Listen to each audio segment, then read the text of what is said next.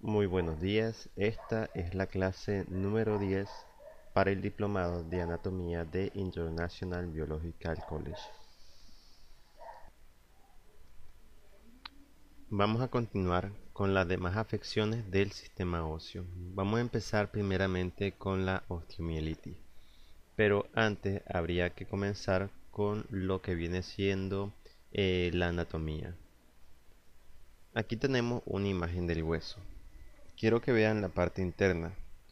Si observamos, está compuesta por el tejido esponjoso y también por la médula ósea, que se divide en la médula ósea roja y la médula ósea amarilla. Ahora, el hueso está dividido en tres capas. El periósteo es la capa más externa del hueso. Después, el tejido compacto es la capa media. Esta también se le conoce como hueso cortical. Y por último, el hueso esponjoso, que es la parte más interna y de menor densidad. También se le conoce como trabécula.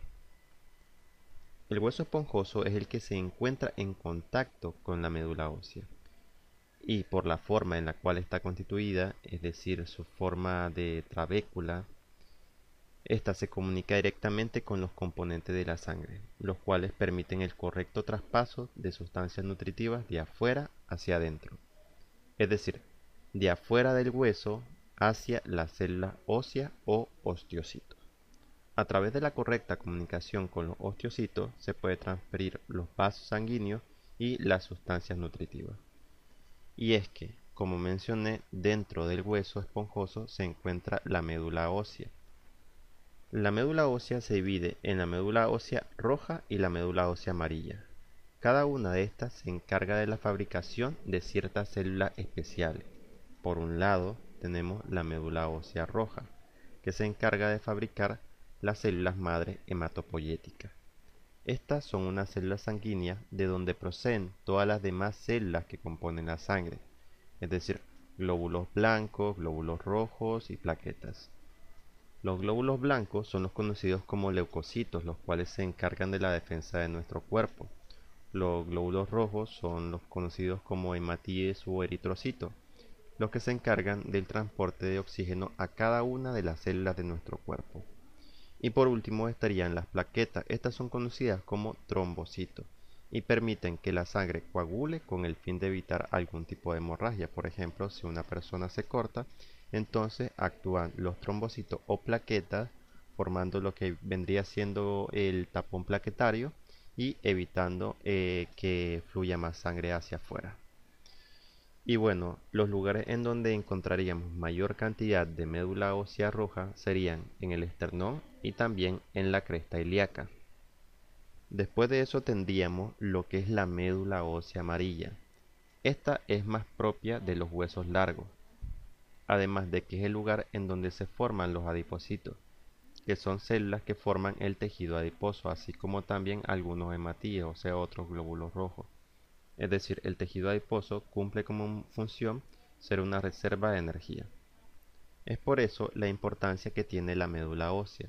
Por una parte, forma células que nos ayudan a tener una reserva de energía y en relación con la roja, nos ayuda a mantener la defensa de nuestro cuerpo por medio de los leucocitos, nos ayudan en el transporte de oxígeno, en el caso de los eritrocitos, y si la persona sufre una herida, evitar que se desangre gracias a los trombocitos.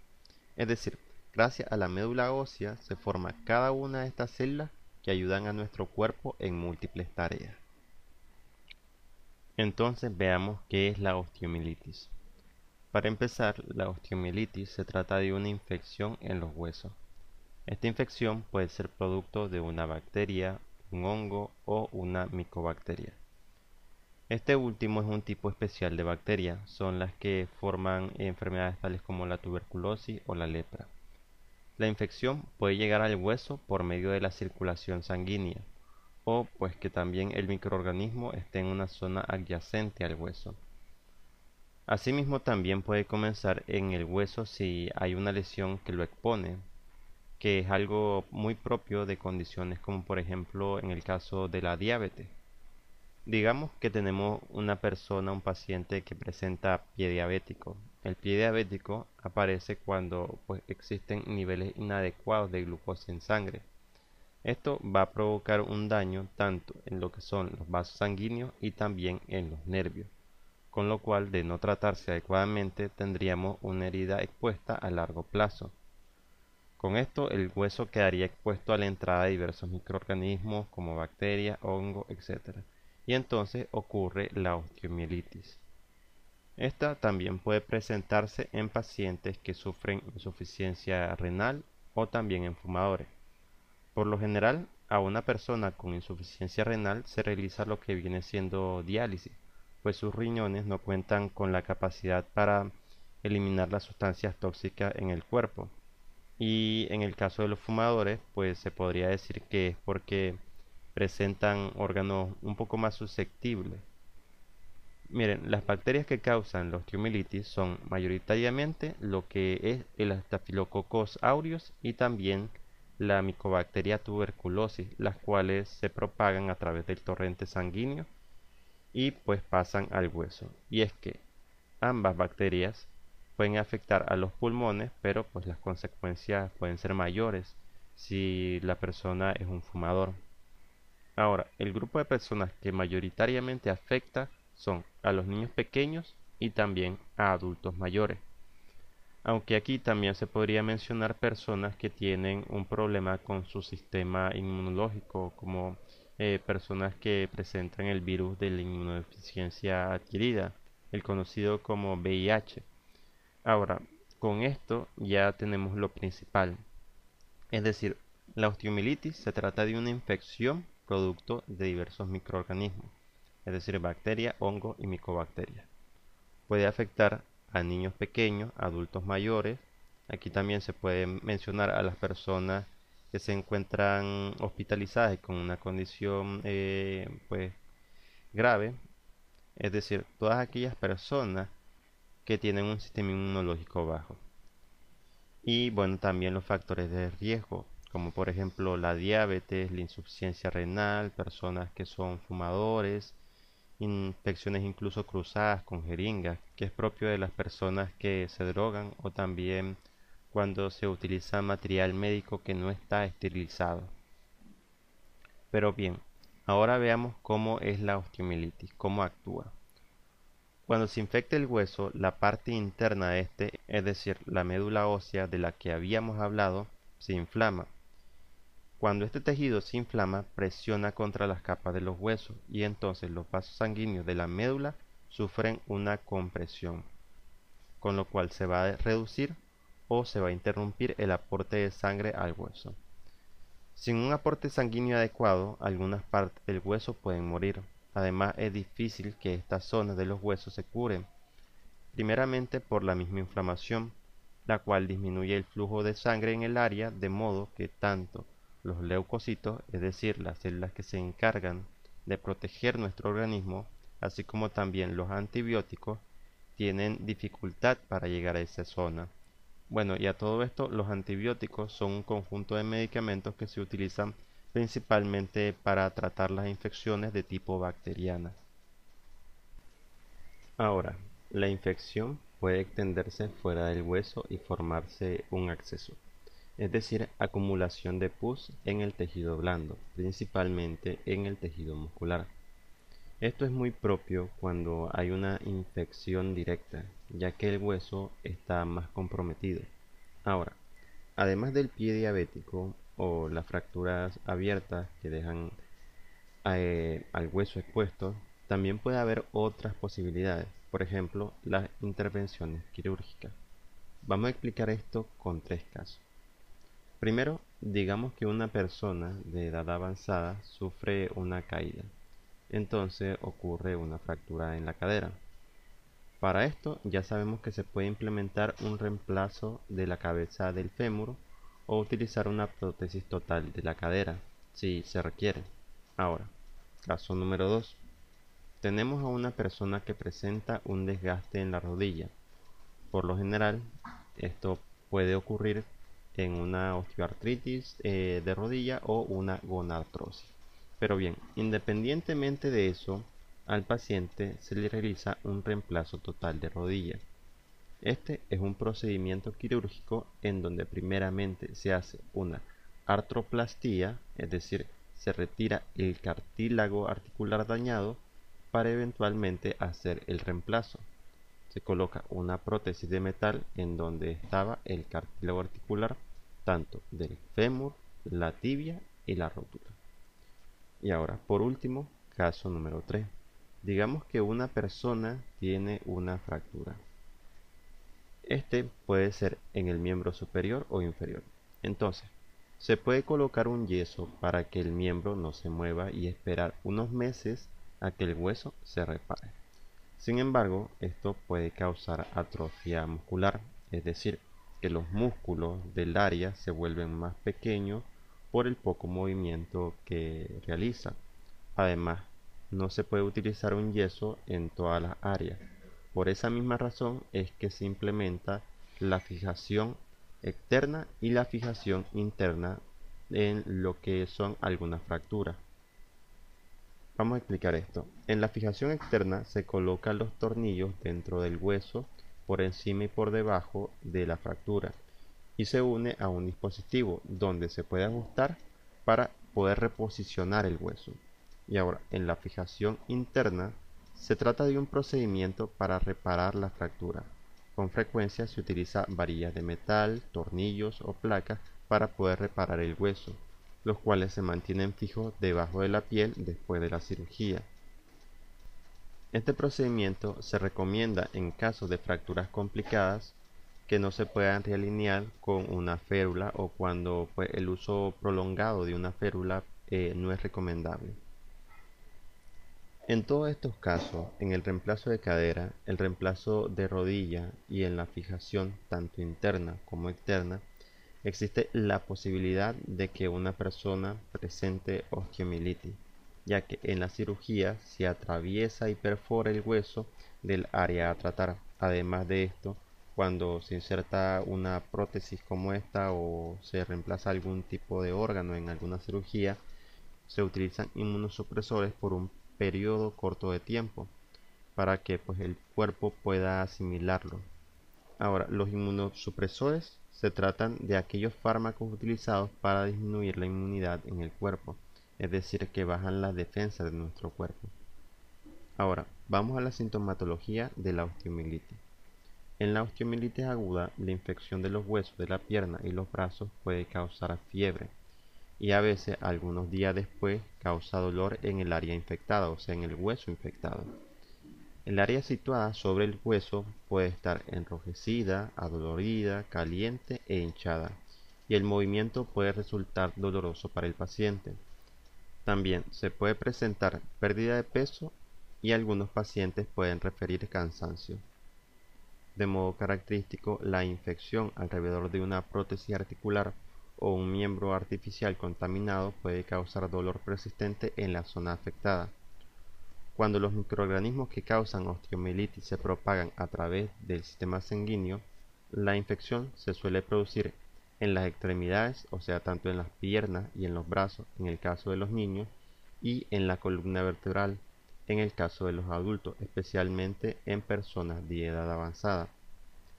Las infecciones de las vértebras son conocidas como osteomielitis vertebral, y esta se presenta en personas mayores y también en personas débiles, es decir, personas que son inmunodeprimidos o pacientes con algún tipo de enfermedad grave. Ahora vamos con el diagnóstico. Para el diagnóstico de la enfermedad, lo primero sería realizar una serie de exámenes de sangre, una BHC, una BCG y una PCR. Una BHC es una biometría hemática completa.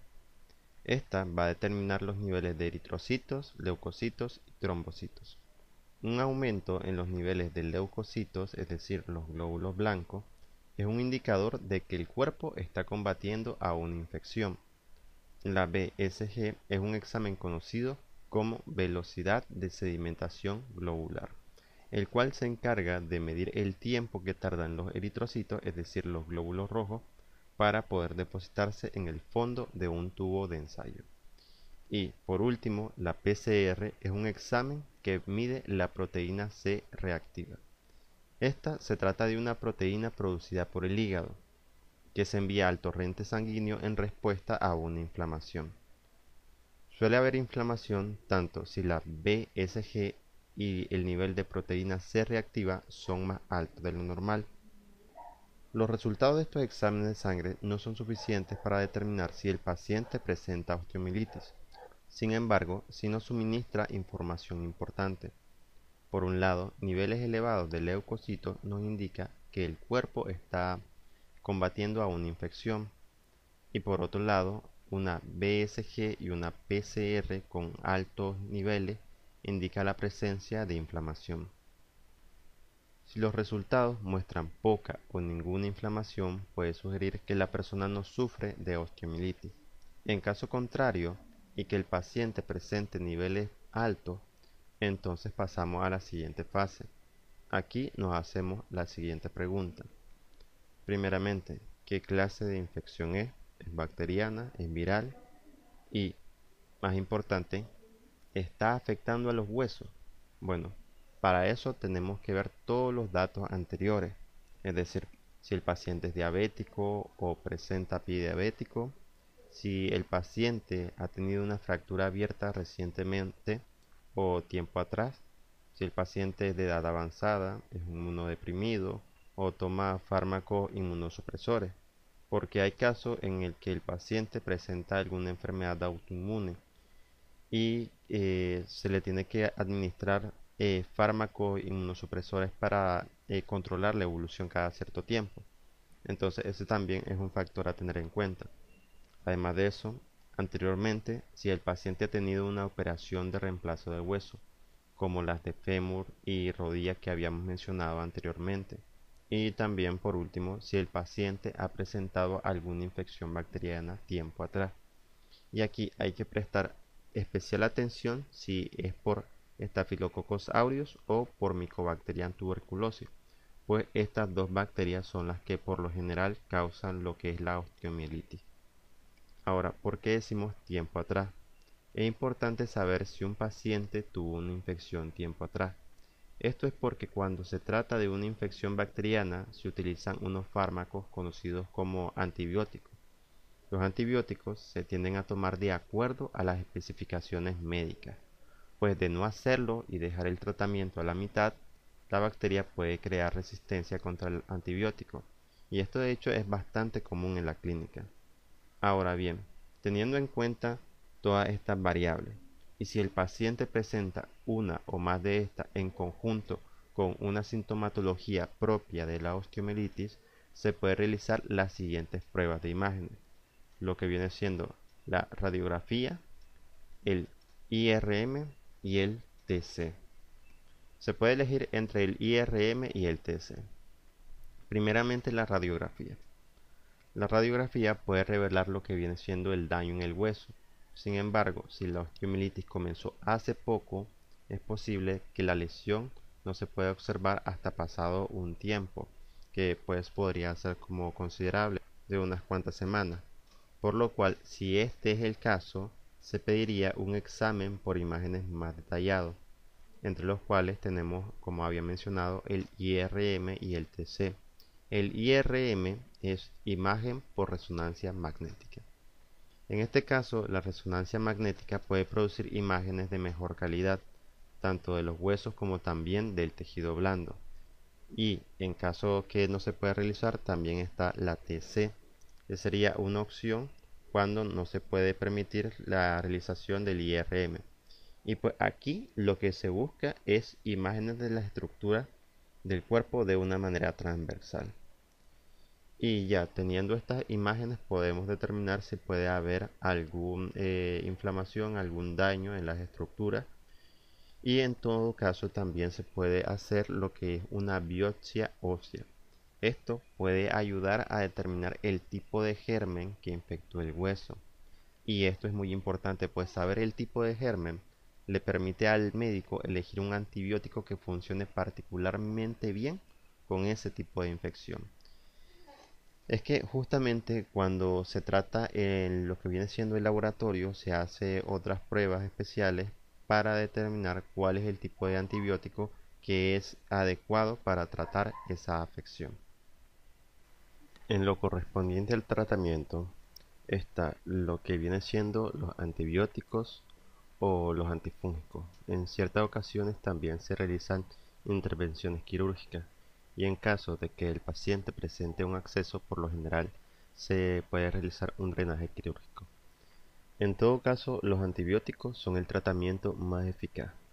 Al realizar una biopsia ósea y tener una muestra, se puede después realizar un antibiograma. Básicamente se realiza un cultivo de la bacteria en un plato Petri donde se colocaron anteriormente un conjunto de antibióticos. Si las bacterias son resistentes al antibiótico, estas crecerán alrededor del mismo sin problema. En caso contrario y que la bacteria sea sensible, entonces las bacterias detendrán su avance y se verá como un halo alrededor del antibiótico. Por medio de este examen podremos saber cuáles antibióticos son más eficaces para tratar la infección y en caso de no poder identificarse la bacteria que cause la infección, se administrará antibiótico contra el Staphylococcus aureus. Bien, y sin nada más que decir, me despido, pasen un buen día y muchas gracias por su atención.